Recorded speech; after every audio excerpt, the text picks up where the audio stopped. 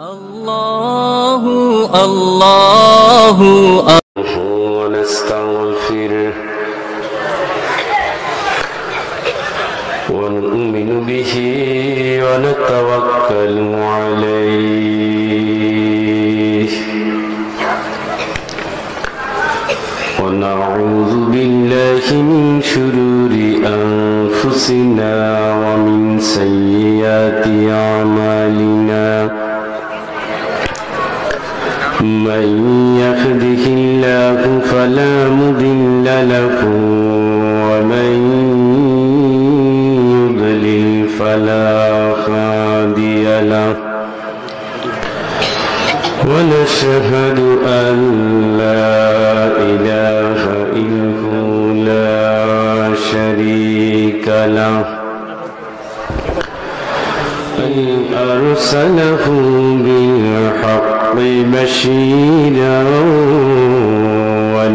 ونذيرا وداعيا إلى الله بإذنه وسراجا منيرا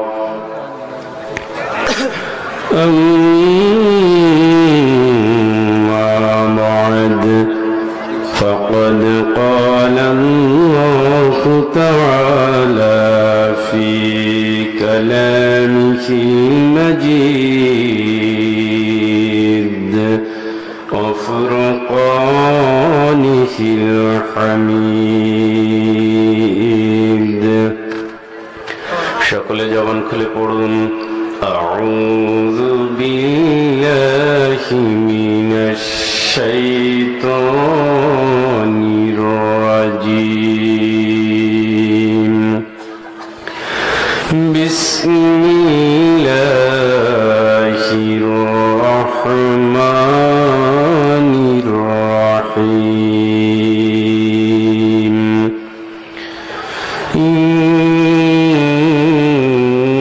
إن الله وملائكته يصلون على النبي يا أيها الذين آمنوا صلوا عليه وسلموا تسليما اللهم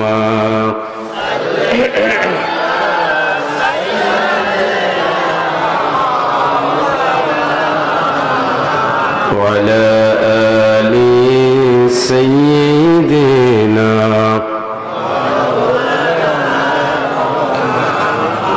কোথা খুবাইব কোথা খাবাব কোথায় নবীজির প্রিয় বেলাল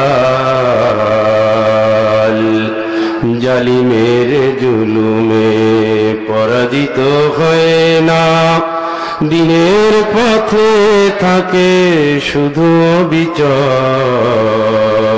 আল্লাহুম্মা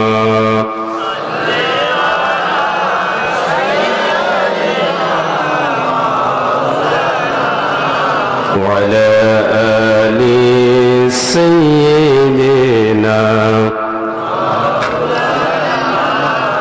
এমন একজন নেতা প্রয়োজন খুদার রঙে যার জীবন রঙিন রাসূলের আদর্শে গড়বে জীবন আল্লাহুম্মা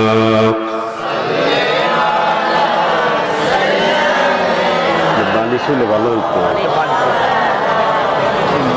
وعلى آل سيدنا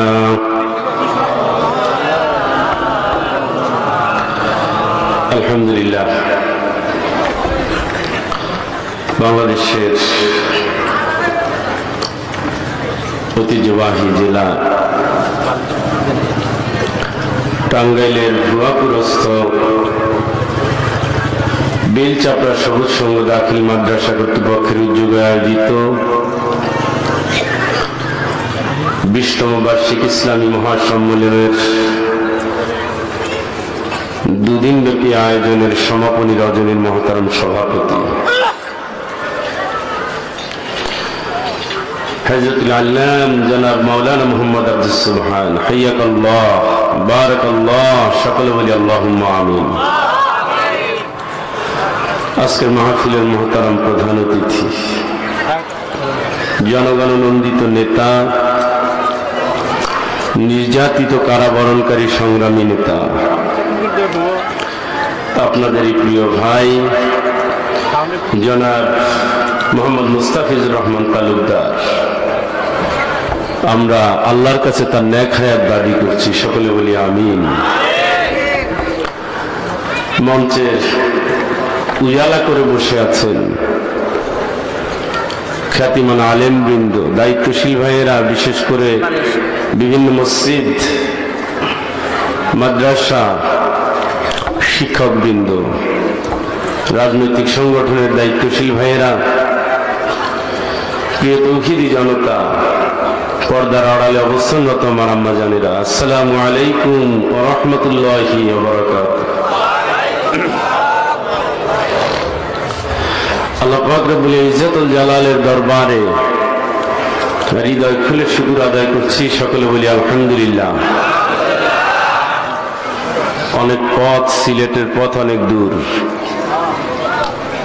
গত ভোর রাতে কুমিল্লা থেকে এসে ঘুমানোর সুযোগ খুবই কম হয়েছে। ক্লাস নিয়ে আবার রওনা দিয়ে এখানে আসলাম এসার পরে। যতটুকু আলোচনা শুনেছি, ছোট ভাই হাফেজ মাওলানা মোহাম্মদ আহসানুল্লাহ, কাব্যিক কণ্ঠ, সুরেলা জাদুর কণ্ঠ আল্লাহ তাকে দিয়েছেন। এই কণ্ঠ যেন হকের দ্বীনের হক প্রচারের জন্য আল্লাহ কবুল করে নেন, বলি আমিন। গতদিন আলোচনা করে ধন্য করেছেন আমাদের স্নেহভাজন প্রধান বক্তা ছিলেন হাসান আল মামুন। আমি তাকে বলেছিলাম লাল শব্দটা ব্যবহার করার দরকার নেই, তবে তিনি সুন্দর মানুষ, এই জন্য বোধহয় লাল ব্যবহার করেন। তার চেহারার চেয়েও তার মন আরো সুন্দর, আলহামদুলিল্লাহ বলেন। আল্লাহ পাক যেন আলোচনায় জমিনের জন্য কবুল করে নেন, একটু জোরে কওয়া যায় না? বন্ধুরা আমার, আলোচনা তো হচ্ছে। গতকালকে কুমিল্লা থেকে শুরু করে আমরা যেটা মাহফিল করলাম, আমি আর আমির হামজা ছিলাম, আপনাদের মাহফিলের 20 গুণ বড় হবে। প্যান্ডেলে যা লোক ছিল, প্যান্ডেলের বাইরে ছিল তার দ্বিগুণ। তো সেখান থেকে সিলেট পর্যন্ত আসতে গিয়ে 8টা মাহফিল পথে দেখে এসেছি। রাস্তার পাশেই যদি 8টা মাহফিল হয়, তাহলে সারা বাংলাদেশে মাহফিল হচ্ছে হাজার হাজার, হেদায়েত হচ্ছে 0%। মেহমানের জন্য আয়োজন করলাম, মেহমান খাওয়া দাওয়া করলো না, লাভ না লস? আপনারা হলেন সব আল্লাহর মেহমান, আলহামদুলিল্লাহ বলেন। ফকিরের মতো আলহামদুলিল্লাহ বললেন। আপনাদের জন্য আয়োজন, এখান থেকে যদি নিতে না পারেন আপনি কপাল পোড়া, হতভাগা। হতভাগা কেউ হতে চায়? পরাজিত কেউ হতে চায়? আমরা এখন হতে চাই। আমাদের জয়ের কোনো আশা নাই। মুসলমানরা আর জয় হবে না, কিয়ামতের আগে মায়ের খাওয়ার প্রতিশোধ নেবে। এটা হবে কিয়ামতের সর্বশেষ সিন। কিয়ামতের আগে সারা পৃথিবীতে মুসলমান নির্যাতিত হবে। কাফের বেঈমানের সাথে মুসলমান নামধারী বেঈমান, তারাও মুসলমানদের বিশ্বজুড়ে টর্চার করবে। ইমাম মেহেদী আগমন করবে, ঈসা আলাইহিস সালাম দুনিয়ায় চলে আসবেন, পৃথিবী ধ্বংসের দিকে চলে যাবে। বিশ্বর মুসলিম উম্মাহ ছাড়া আর পৃথিবীর কোথাও কারো আওয়াজ পাওয়া যাবে না। সুবহানাল্লাহ বলেন। সেই দিন বেশি দূরে নয়, আমরা তার কাছাকাছি চলে আসছি। আল্লাহ যেন ওই দিন, ওই সিন আমাদের দেখে দুনিয়া থেকে বিদায় নেওয়ার তৌফিক দান করে, সকলে বলি আমিন। আসেন ভাই, কিছু কথা বলি কোরআন থেকে। কোরআনের সব কথা বলাও ঝামেলা, না বললেও চলে না, যাই কোথায় বুঝতেছি না। আমি শুধু ভাবছি যে কি বলবো আজকে। তারপরে তো কিছু কথা বলতেই হবে, বলতে হবে, কোরআন থেকে বলবো। আমরা রাজনীতিমুখী কোনো আলোচনা করব না, কারণ এখন রাজনীতির ময়দান উল্টা পাল্টা, তাই না? আমি যদি রাজনীতির কথা বলি, চেয়ারম্যান সাহেব আরেকবার জেলে যাবে, দরকার নাই। কোরআন জায়গায় কোরআনকে সামনে নিয়ে আমরা কথা বলি। আল্লাহ তুমি আমাদের তৌফিক দাও। সকল আমার সাথে পড়ুন, আউযু বিল্লাহি মিনাশ শাইতানির রাজীম।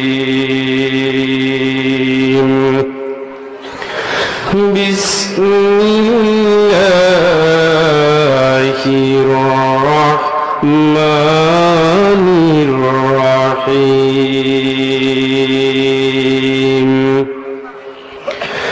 কাল্লা ইযা দুক্কাতিল আরদু দাক্কান দাক্কা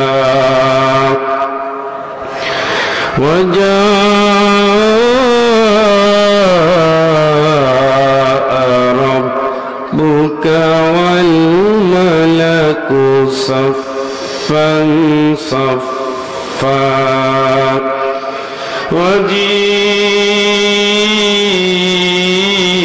وجيء يومئذ بجهنم يومئذ يتذكر الإنسان وأنى له ذكرى يقول يا ليتني قدمت لحياتي فيومئذ لا يعذب عذابه أحد ولا يوثق وثاقه أحد يا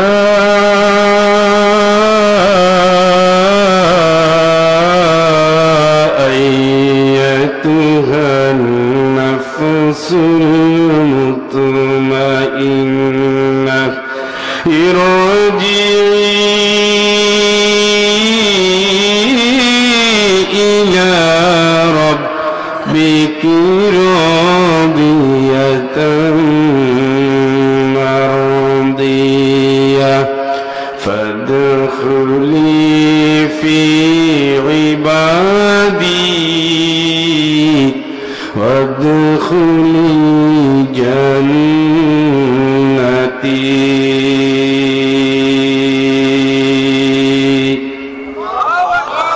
صدق الله العلي العظيم سورة الفجر কোরআন আল কারীমের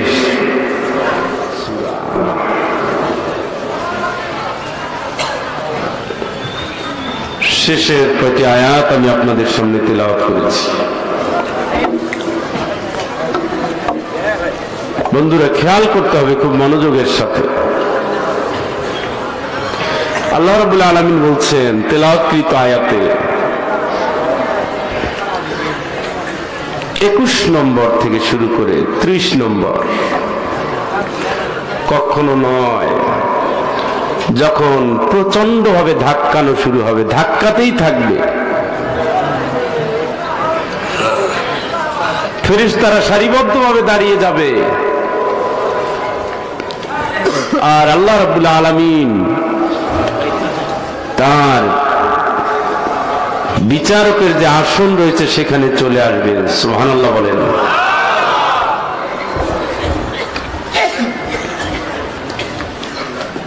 সেই দিন জাহান্নামকে নিয়ে আসা হবে। এই সিনারি দেখার পরে মানুষ সব কিছু স্মরণ করতে পারবে, কিন্তু হায় ওই দিন স্মরণ করে তার লাভ হবে কি? আল্লাহ পাক বলছেন কোনো লাভ হবে? হবে না, হবে না। কোর্টে আসামির কাছে দাঁড়িয়ে যদি বলে হায় চুরি না করলে কতই ভালো হতো, বলে তো লাভ নাই, চুরি তো করেই ফেলেছো, আসামির কাঠগড়ায় দাঁড়িয়েছো, মামলার রায় হবে এখন।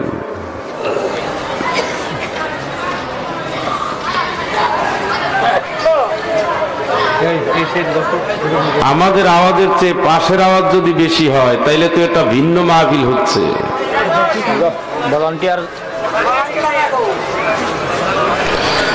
ওই দিন জাহান্নামকে নিয়ে আসা হবে। জাহান্নাম খুব ভালো জায়গা, কথা বলে না।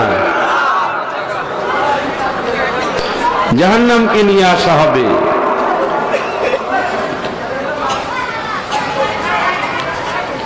সেই দিন মানুষ সব কিছু স্মরণ করতে পারবে, কিন্তু সে স্মরণে কোনো লাভ হবে না। يقول يا ليتني قدمت لحياتي। আফসোস করবে আর বলবে আরে আজকের দিনের জন্য আগে যদি কিছু করে ফেলতাম। সুবহানাল্লাহ। আফসোস করবে যদি আগে কিছু করে রাখতে পারতাম, সে আগের টাইমটা এখন চলছে। সুবহানাল্লাহ। আল্লাহ রাব্বুল আলামিন বলেন ফায়াউমাইযিল লা ইউআযিবু আযাবাহু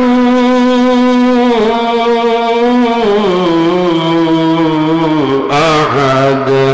আমার আল্লাহ পাক ওই দিন যত শাস্তি দিবেন আমার আল্লাহ দিতে পারবে না।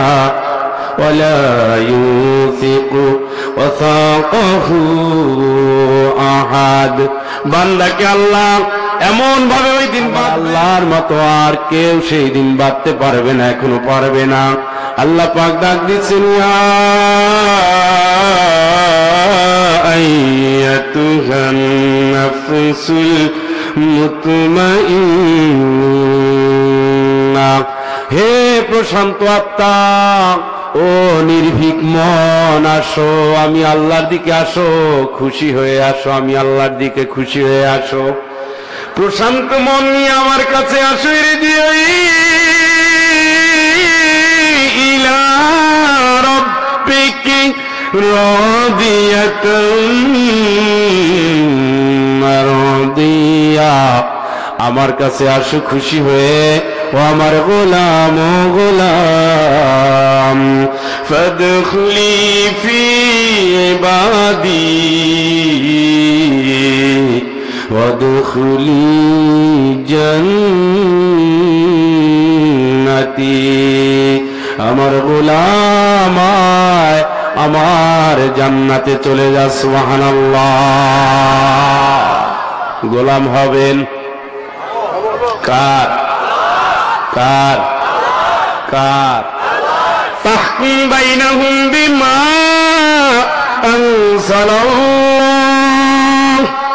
এই আল্লাহর গোলামেরা, আমার আল্লাহ নাজিল করেছে সেই কোরআন দিয়ে তোমরা তোমাদের জীবনের ফয়সালাগুলো করে নাও। কে বলছেন? গোলাম কার? বাংলাদেশের জাতীয় সংসদ থেকে শুরু করে রান্নাঘর পর্যন্ত কোন জায়গায় আল্লাহর কোরআন দিয়ে বিচার করা হয় না। বিয়ের ফয়সালাটা পর্যন্ত নেওয়া হয় না। সমাজের কোন আইন কোরআন দিয়ে নেওয়া হয় না।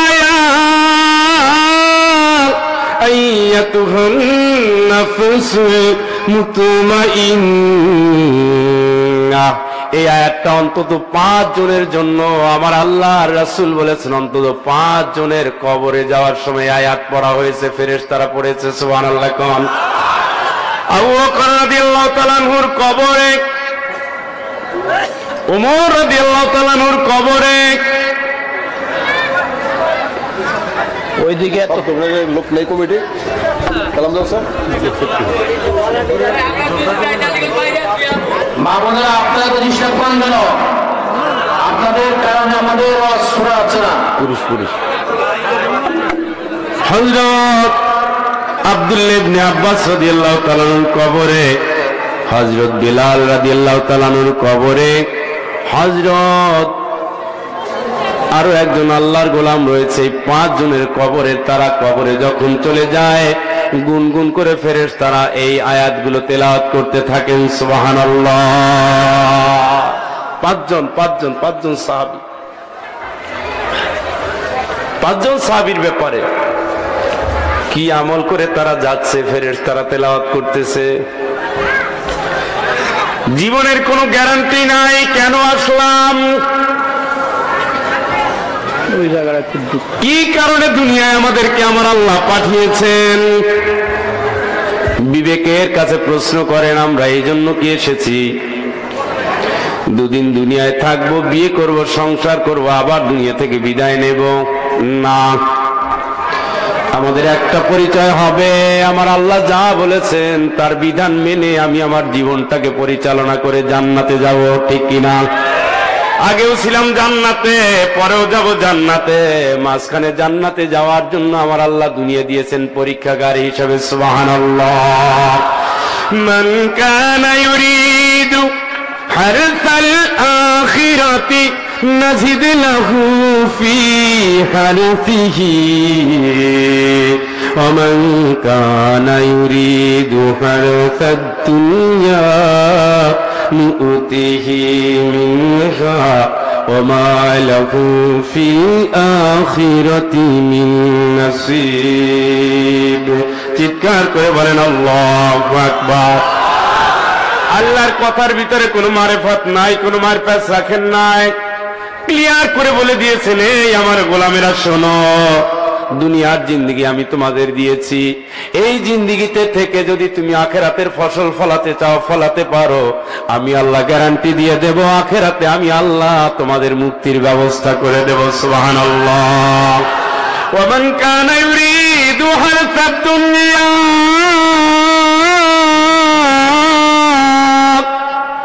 আর যদি তুমি এই দুনিয়া থেকে দুনিয়ার বাহাদুরি, মাস্তানি, কর্তৃত্ব, নেতৃত্ব, হারাম হালাল বাজ বিচার না করে, ন্যায় অন্যায় বাজ বিচার না করে, সত্য মিথ্যা বাজ বিচার না করে, 3.5 হাত কবরের চিন্তা না করে, পরকালের চিন্তা না করে, মনের মালিক হিসেবে নিজে আমল করে গেলে, আমি তোমারে জানিয়ে দেই তুমি অবশ্যই দুনিয়া পাবা, তবে শোনো, ওয়া মা লাহু ফিল আখিরাতি মিন নাসিব।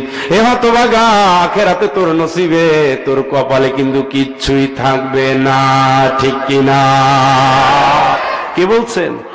কে? হিসাব করে দেখেন কেন আসলাম, হিসাব করে দেখেন মরার পরে মানুষ কেন আবার কবরে যায়, হিসাব করে দেখেন 70 বছর আয়ু নিয়ে কেন এত মাস্তানি করি, হিসাব করে দেখেন জীবনের ঠিকানা কই, একটার পর একটা স্টেজ অতিক্রম করছি, চোখে চশমা ছাড়া এখন আর ছোট অক্ষর পড়া যায় না, লাঠিতে ভর না দিয়ে এখন আর হাঁটা যায় না, কাশতে কাশতে মরে যায়, রোগ প্রতিরোধ হয় না, কানের শক্তিগুলো মেশিন না লাগালে শোনা যায় না, ঔষধ খেলে আর আগের মতো শরীরটাকে ঠিক রাখা যায় না, যৌবনের সে উত্তাল দিনগুলো এখন আর ফিরে পাওয়া যায় না, এখন চলতে গেলে লোক লাগে, পাশে একজন হাত ধরে পথ চলায়, আমি তো মরণের কাছে চলে এসেছি, একবার তো মরণের ভাবনা ভাবি নাই, ঠিক কিনা? ও বন্ধু, মরণকে তো ঠেকানো যাবে না, কথা বলেন, যাবে না? তাইলে মরণের পুঁজিটা আমরা কি নিয়ে আসলাম, কি নিয়ে যাচ্ছি কবরের দিকে? কি দাবি ছিল আল্লাহর, কি পদ্ধতি গ্রহণ করে দুনিয়া আমল করেছি, কেন নবীজি জানিয়ে দিয়েছেন কিয়ামতের ময়দানে 5টা প্রশ্নের উত্তর না দিয়ে সোনার চাঁদ নড়তে পারবা না, কেন নবীজি জানিয়ে দিয়েছেন কবরে 3টা প্রশ্নের উত্তর, মালাকুল মউত কবরে আপনার আয়ু নিয়ে যাওয়ার সাথে সাথে কবরটা গঠন করা হবে, কবরের ভিতরে 2টা 3টা প্রশ্নের জবাব না দিয়ে গতি নাই, গতি নাই, গতি নাই, ঠিক কিনা? জানেন তো আপনি, মসজিদের পাশে কবর, রাস্তার পাশে কবর, কেউ বঙ্গবন্ধুর কবর জিয়ারাতে যায়, একবার হিসাব করে না 3.5 হাত কবরে তার ঠিকানা। বঙ্গবন্ধুর কবরে গেল, জিয়াউর রহমানের কবরে গেল, চরমনাই পীরের কবরে গেল, সারসিনার পীরের কবরের পাশে গেল।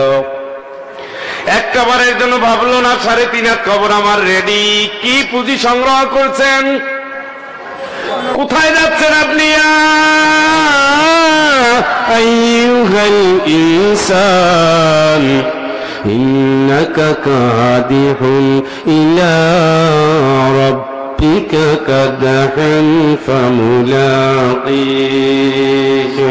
فأما من أوتي كتابه بيمينه فسوف يحاسب حسابا يسيرا জোরে জোরে বলেন আল্লাহু আকবার। ও মানুষ, ও মানুষ, মানুষ রে, আল্লাহ বলছে তোমার জীবন চাকা কিন্তু ঘুরছে, জীবন নামের রেলগাড়িটা কিন্তু ছুটছে, গন্তব্য কিন্তু 3.5 হাত কবর। এই যাত্রী টিকিট কি সংগ্রহ করেছ? মাথাও কি তুমি রেডি করে নিয়েছ? 3.5 হাত কাপড় পরার আগে মনটা কি সাদা করেছ? 3.5 হাত কবরের জন্য 3 টুকরা কাপড় পরার আগে কবরের প্রস্তুতি তুমি কতটুকু নিয়েছো? তুমি কি জানো না যে গাড়িতে উঠেছো এটাই তোমার জীবনের শেষ গাড়ি চড়া? তুমি কি জানো না বাড়ি থেকে বের হয়েছ, তোমার লাশ কোথায় আছে দুনিয়ার কেউ খোঁজ দিতে পারে না? তুমি কি জানো না ঘরের ভিতরে ঘুমিয়ে আছো, রাতে নিরাপত্তা নাই, তুমি শহীদ হয়ে গেলা? জানো না মেয়ের শ্বশুর বাড়ি যাত্রা পথ, মালাকুল মউত গাড়ির ভিতরে তোমাকে ধরবে, তুমি মুক্তি পাবে না, ঠিক কিনা? সব সত্য কিন্তু প্রস্তুতি নাই। বন্ধু, মরণ তো আসবে, ঠেকানো কিন্তু যাবে না। যাবে যৌবনের কত স্বপ্ন, কত প্রতিযোগিতা করে লেখাপড়া করলাম, 140 জন ছাত্র ফার্স্ট হতেই হবে, হলাম। ভালো চাকরি করতেই হবে, করলাম। পদোন্নতি পেতেই হবে, পেলাম। ভালো ডিগ্রি নিতে হবে, নিলাম। সব কিছুর পরে বেতন বাড়তে বাড়তে অনেক বেড়ে গেল। এরটাকে এমন এত টাকা দেবে সেটা পায়ের উপরে পাও রেখে খেয়েও শেষ হবে না। কিন্তু এত কিছু উপার্জন করলাম, যার লেখা নাই পড়া নাই, পথের ফকির পথে ঘুমায়, বস্তিতে যার ঠিকানা, ঘুমের ঠিক নাই, পোশাকের ঠিক নাই, কাপড় চোপড়ের ঠিক নাই, শীতের পোশাক নাই। আমি মরলেও সেই 3.5 হাত, সে মরলেও তো সেই 3.5 হাত। কথা বলেন, কেউ সুখে থাকি, কেউ দুঃখে থাকি, সবার 3.5 হাত কবরে যেতে হবে। ওটাই মানুষের শেষ ঠিকানা। ওখানে যদি মানুষের সতর্ক আগে না হয়, যত কিছু হন না কেন, আপনার কবর যদি ঠিক না হয় তাইলে আপনার দুনিয়া ব্যর্থ হয়ে গেল, ঠিক কিনা? এই জন্য দুনিয়া সাজানোর আগে আল্লাহ বললেন, আল্লাহ রাব্বুল আলামিন বললেন যে এই দুনিয়া আমি সৃষ্টি করেছি লিয়াবলুয়াকুম আইয়ুকুম আহসানু আমালা। এত সুন্দর করে দুনিয়া সাজিয়েছি, দেখতে চাই দুনিয়া পেয়ে তুমি আমি আল্লাহর কতটুকু গোলামি করো। সুবহানাল্লাহ। পরীক্ষা করতে চাই আমল কতটুকু ভালো করো। আল্লাযী খালাকাল মাউতা ওয়াল হায়াতা লিনাবলুয়াকুম আইয়ুকুম আহসানু আমালা। সুবহানাল্লাহ। ও বন্ধু, জীবন তো এই জন্য দেওয়া হলো, এই জীবনকালে কতটুকু ভালো আমল করতে পারো তার পরীক্ষার জন্য আল্লাহ হায়াত দিয়েছেন। সুবহানাল্লাহ। কে দিয়েছেন? কে? জবাব দিতে হবে। কিয়ামতের ময়দানে 5টা জবাব। পুরো হায়াত কোন কাজে ব্যয় করেছো আব্দুল্লাহ, জবাব দাও।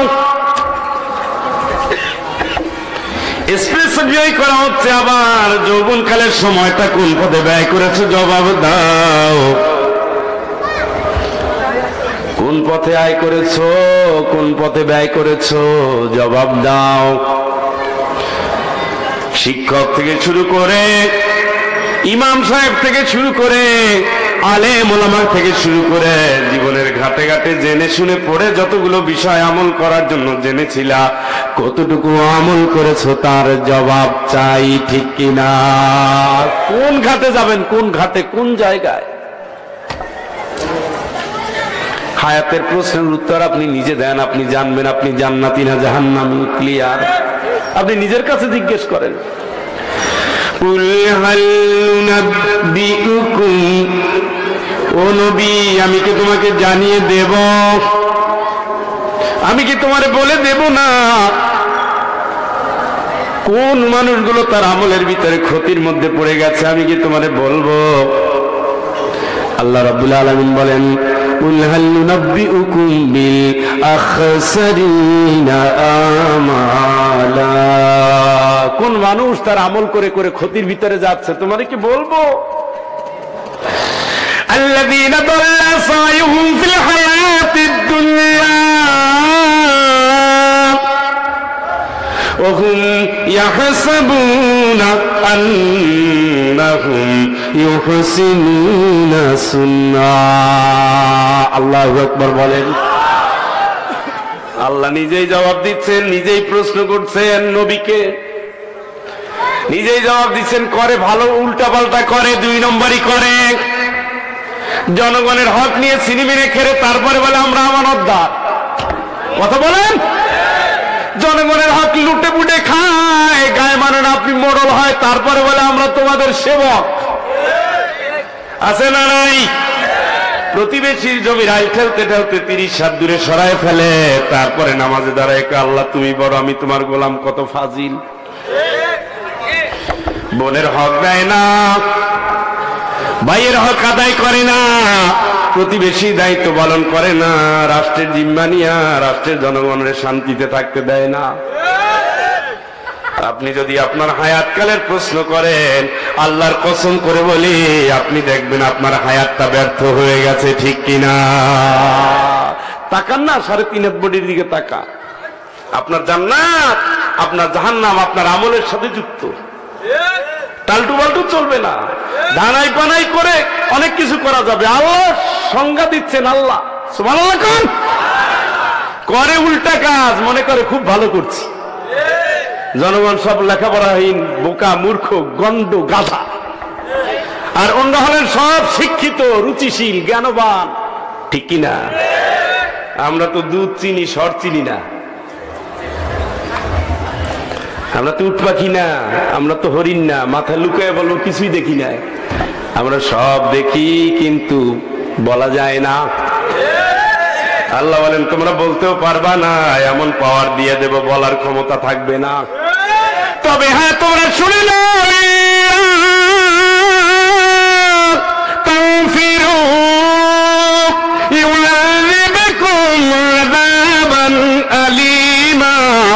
ويستبدل قوما غيركم ولا تضروه شيئا। চিৎকার করে বলেন আল্লাহু আকবার।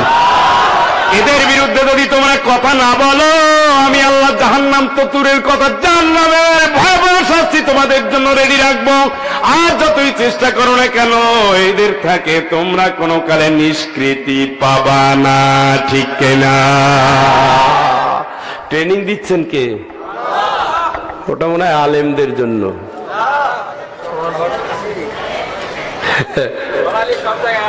এই জন্য ঈমান আর আমল কঠিন জিনিস। ঈমান আর আমল কি কঠিন। ঈমানের কথা বলা সহজ। ক্বালাতিল আরাবু আমান্না, এক আরব বেদুইন এসে বলছি ইয়া রাসূলুল্লাহ আমি ঈমান এনেছি। সাথে সাথে আল্লাহ আয়াত নাযিল করলেন, ও নবী তুমি বলে দাও ওয়ালাকিন কুলু আসলামনা, তুমি বলো এখন ঈমান তো হয় নাই, মাত্র মুসলমান হয়েছে, বলো মুসলমানের ঘাট থেকে ঈমানের ঘাটে আসতে গিয়ে রক্ত দিয়ে শ্রম দিয়ে দিন কায়েমের আন্দোলনে নামতে হয়, ঠিক কিনা? আল্লাহর দিনের জন্য যদি না নামে, কোরআনের সমাজের জন্য যদি মন না কাঁদে, কোনদিন ঈমানের দাবি পূর্ণ হয় না, হবেও না, ঠিক কিনা? ও আল্লাহর কোরআনের কথা কোরআনে থাক, ও চ্যাপ্টারের দরকার নাই, ও বড় ঝামেলার জিনিস। তার সে সুবহানাল্লাহ আলহামদুলিল্লাহ আল্লাহু আকবার বলে জান্নাতে যাব ঠেকাই কে? শুধু সুবহানাল্লাহ আলহামদুলিল্লাহ তাসবিহ নিয়ে দৌড়ায় দৌড়ায়া যদি কেউ জান্নাতে যেতে পারতো, আমার নবী দেখাতো এই পদ্ধতিতেই জান্নাতে যেতে হয়, ঠিক কিনা? কিন্তু নবীর সারা জীবনে কতবার তিনি রক্ত দিয়ে গোসল করেছেন, নবীজির দাঁত ভেঙেছে, নবীজির মাথায় লোহা ঢুকিয়েছে, নবীজি ক্ষুধায় পেটায় পাথর বেঁধেছেন, নবীজি কারাগারে 3টি বছর ছিলেন, নবীজিকে উটের নাড়ি বুড়ি দেওয়া হয়েছে, 53 বছর বয়সে নবীকে দেশ ছাড়া করা হয়েছে, নবীর আপন শ্বশুর নবীর মাথায় লোহা ভেঙেছেন, নবীর দাঁত ভেঙে দিয়েছেন, নবীর আপন বিয়াই নবীর গায়ে পাথর নিক্ষেপ করেছেন। তাব্বাত ইয়াদা আবি লাহাবিন ওয়া তাব মা আগনা আনহু মালুহু ওয়া মা কাসাব সায়াসলা নারান যাতা লাহাবিন ওয়া ইমরাআতুহু হাম্মালাতাল হাতাব ফি জিদিহা হাবলুম মিন মাসাদ। আল্লাহু আকবার। এই আবু লাহাব নবীর আপন বিয়াই ছিলেন, দুটো মেয়ে তার ছেলের কাছে দেওয়া ছিল, সেই মেয়েদেরকে তালাক পর্যন্ত দিতে আবু লাহাব বাধ্য করেছে। আমরা তো হিস্ট্রি জানি না। নবীকে কষ্ট দিয়ে দিয়েছে সবচেয়ে বেশি, সে ছিল নবীর শ্বশুর আবু সুফিয়ান। 8ম হিজরিতে তিনি মুসলমান হয়েছেন, 8ম হিজরিতে মক্কা বিজয় হয়। নবী তারপরে 2 বছর মাত্র বেঁচে ছিলেন। নবীজি 63 বছর বয়স, 61 বছর পর্যন্ত আবু সুফিয়ান নবীকে তাড়িয়ে বেরিয়েছে, ঠিক কিনা? ইসলাম কি চিনছেন আপনি? ঈমান কারে বলে? ঈমান এত সস্তা জিনিস না, ওটা ভিন্ন জিনিস, ওর চ্যাপ্টারই ভিন্ন। ঈমানের কথা বললে পিঠের চামড়া থাকবে না, যদি চামড়া না থাকে বুঝতে হবে নবীদের কাতারে আপনি চলে আসছেন। খুবাইবের জীবনী আমি কাল পড়েছি, খাব্বাবের জীবনী পড়েছি, বেলালের জীবনী পড়েছি, 3টা জীবনী আমি কালকে পড়েছি। যদিও আমি জানি ওইভাবে যদি চিরুনি দিয়ে কষ্ট দেওয়া হতো, ওইভাবে যদি হাত কাও কাটা হতো, খুবাইবের ওরা হাত কাটে, পাও কাটে, আবার এই হাত এই পাও কাটে, অঙ্গ প্রত্যঙ্গ গুলো একের পর এক কাটে। খাব্বাব খুবাইবের একটার পর একটা অঙ্গ কাটার পরে যখন তাকে শেষ পর্যন্ত মৃত্যুদণ্ডে দণ্ডিত করা হবে, তাকে বলা হলো তোমার জায়গায় যদি নবীকে এনে শাস্তি দিয়ে তোমাকে ছেড়ে দেই তাহলে কেমন হবে? বলছে এইটা বিষয় যদি হয়ে যায়, শোনো, আমাকে ছেড়ে দিবা, আমি চলে যাব, আর নবীকে তোমরা এই জায়গায় এনে দাঁড় করাবা। কাবার রবের কসম করে বলি, আমি খুবাইবের জীবন বেঁচে থাকবে আর আমার নবীর গায়ে ফুলের টোকা দিবা, আমি কোনোদিন এটা বরদাস্ত করতে পারবো না। সুবহানাল্লাহ। চারিদিক থেকে পাথর বার হচ্ছে, পাথর। মানুষটা তো মরে গেছে, ফাঁসির কাছে ঝুলানো হয়েছে, মানুষটা তো মরে গেছে, তারপর তার গায়ে তীর নিক্ষেপ করে, নারী পুরুষ নির্বিশেষে তার উপরে অত্যাচার করে। এটা হলো ঈমান। আহাসিবান, এই শব্দ দিয়ে আল্লাহ কোরআনে অনেকবার প্রশ্ন করেছে। মানুষ কি মনে করেছে এমনি এমনি জান্নাতে যাবা? ওয়ালাম্মা ইয়াতিকুম মাসালুল লাযীনা খালু মিন ক্বাবলিকুম মাসাদহুমুল মাসা ওয়াদ-দাররা ওয়াযুলজিলু। মনে করেছে এমনি কি তোমরা জান্নাতে যাবা? এত কি সস্তা জান্নাতের ঠিকানা, এত কি সহজ জান্নাতের চিঠি, এত কি সহজ জান্নাতের টিকিট? অথচ তোমাদের আগে যারা ঈমান এনেছিল এমন বিপদ তাদের প্রকম্পিত করেছিল। আল্লাহকে ডাক দিয়ে বলছে, মাতা নাসরুল্লাহ। নিত্য নতুন ইসলামিক ভিডিও পেতে সাবস্ক্রাইব করুন আমাদের চ্যানেলটি। আলাউদ্দিন আইএমসি মিডিয়ার সাথে থাকুন, ওয়াজ গজল ও কোরআন তেলাওয়াত শুনুন।